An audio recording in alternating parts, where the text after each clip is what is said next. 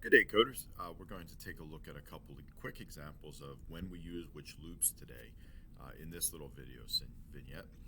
So the first example of using a loop is very simple, keeping a running total. So this is summing the results of possibly a list of numbers or tallying or counting up maybe how many frequency of something occurring, things of that nature. So there's multiple variables we need to keep track of, but the structure of the loop is what we're really going to emphasize right now, just in this example. So as we're going through so the idea is that when you're doing a running total, you need to make sure you have a variable that's going to keep track of the count of the loop. So how far into the loop you are, or how many times you're going, or do you know when it ends, things like that.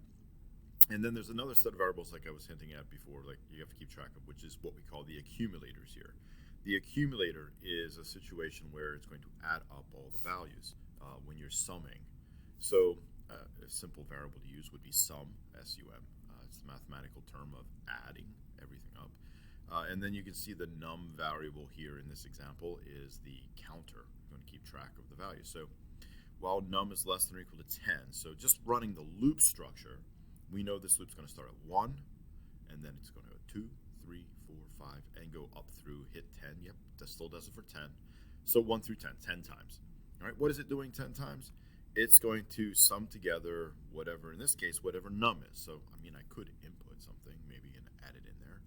But in this case, we're just going to add up the numbers 1 through 10, since num is also my getting added here into the pile. So sum accumulates all of this as the loop is rolling. And then after the loop is done, we then take a look at sum and output it here. Maybe we average it or do something mathematically to it in other examples. But at least this is the basic structure. Again, there are two parts going on. One is maintaining the algorithm of what we want to do.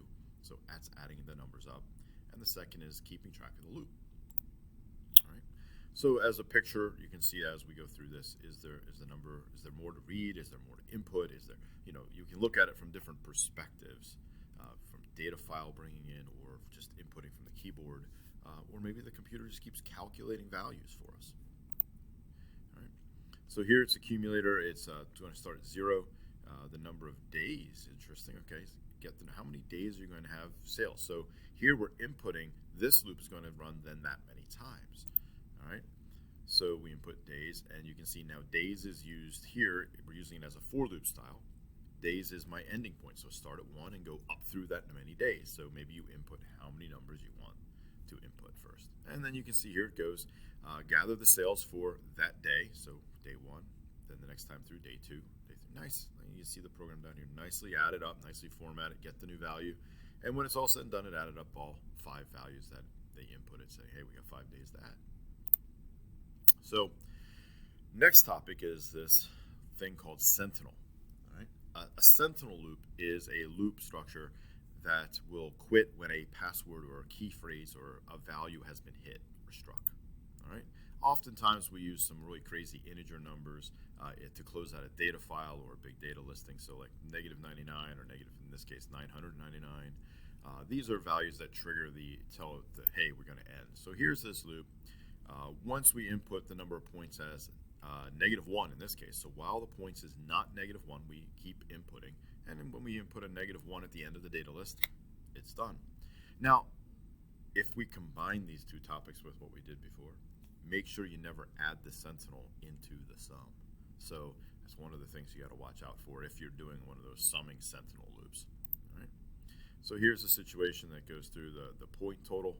All right, and you can see that this one does not add the -1 in. Obviously, you don't want to take a point off their score.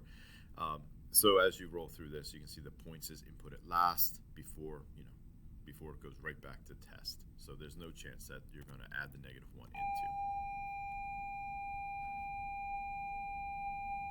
And last, deciding which loop to use. So this is a nice little slide. Good morning. So this slide here repeats the while, the do while, and the for loops, what the 3 loop structures represent, and possibly where you might want to use them. So if you want to take a screenshot of this slide, it's a nice summary slide of them.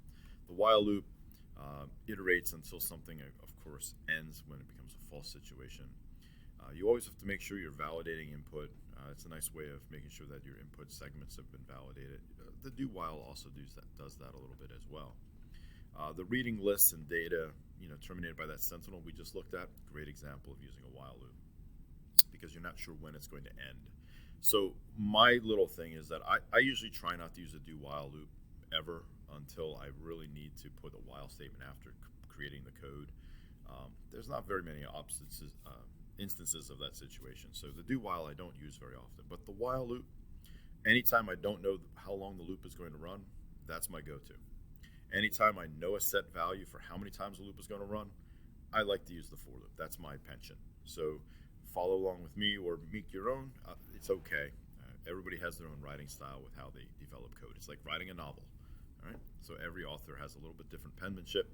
You, as a coder, have a little bit different penmanship for each project. The next section we'll do is nested loops, and tune in for the next video for that.